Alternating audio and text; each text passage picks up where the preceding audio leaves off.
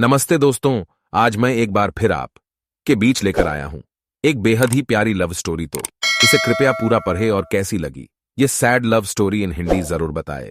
ये कहानी एक ऐसे लड़ी डे आके की है जिसे उसके प्यार में 2 बार इनकार मिला, लेकिन आज भी शायद उस लड़डहाकी को भुला नहीं पाया।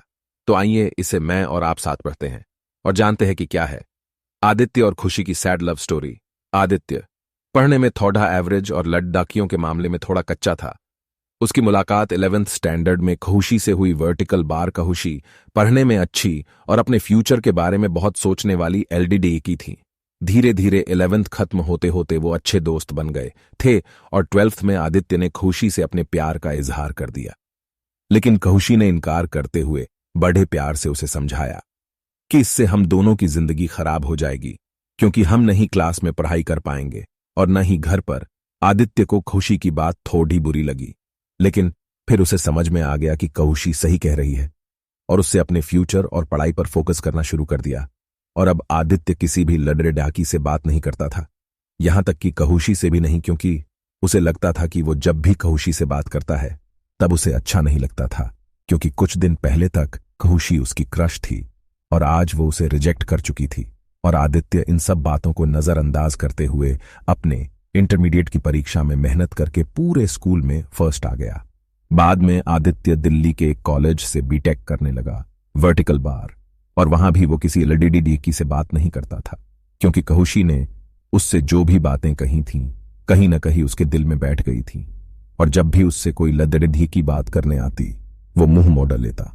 वो धीरे धीरे अपने पढ़ाई में और भी अच्छा होता गया और आखिरी में आते आते वो अपने कॉलेज में भी टॉप 10 की लिस्ट में आ गया, वर्टिकल बार, और उसे कॉलेज से प्लेसमेंट भी मिल गई और वो जॉब करने फिर से मुंबई चला गया। मुंबई एक बहुत ही बड़ा शहर है जहां एक मोहल्ले के लोग दूसरे मोहल्ले वाले को नहीं जानते हैं।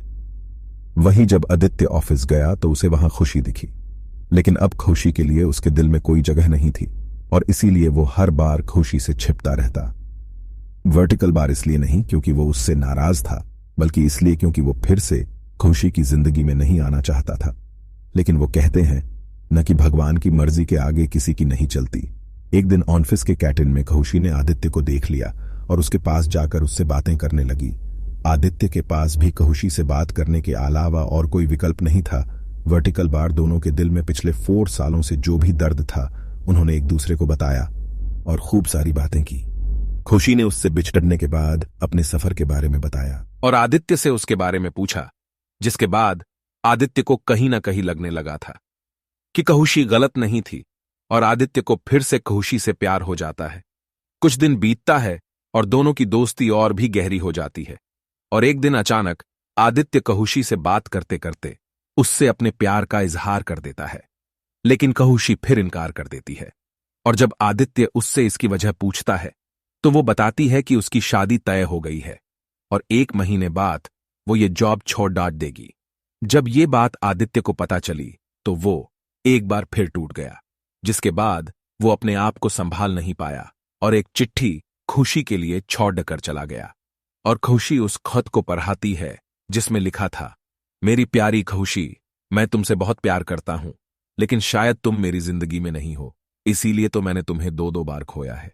कोई भी इंसान इतना बदनसीब कैसे हो सकता है कि अपने प्यार को 2 बार खोए। मैं नहीं जानता कि मैं तुमसे दूर रह के जी पाऊंगा कि नहीं, लेकिन अगर तुम्हें किसी और से शादी करते देख लूंगा तो पक्का जी नहीं पाऊंगा। इसीलिए मैं तुम्हें और इस शहर दोनों को छोड़ के जा रहा हूं। शायद तुम मुझे भूल जाओ, लेकिन दूसरी बार मिलने के बाद मैं तुम्हें कभी नहीं भूल पाऊंगा।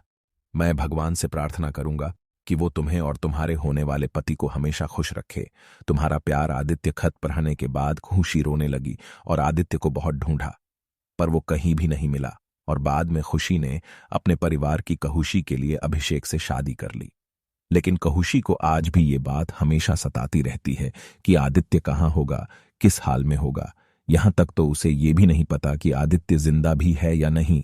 एक तरफ खुशी अंदर ही अंदर घुटती रहती है, लेकिन दूसरी तरफ वो एक परफेक्ट बहू, परफेक्ट पत्नी और परफेक्ट मां भी है, जिसे उसके परिवार वाले हमेशा प्यार करते हैं और हमेशा प्यार करते रहेंगे।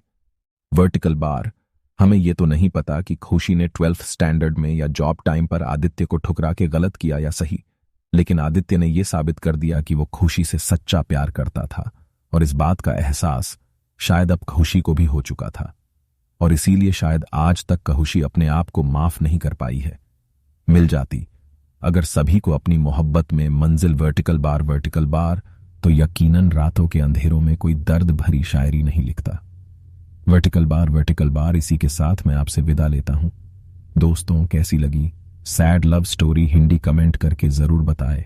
अगर आपको ये कहानी जरा सी भी पसंद आई हो तो इसे जरूर शेयर करें और ऐसी ही पोस्ट पढ़ने के लिए हमें सब्सक्राइब करें।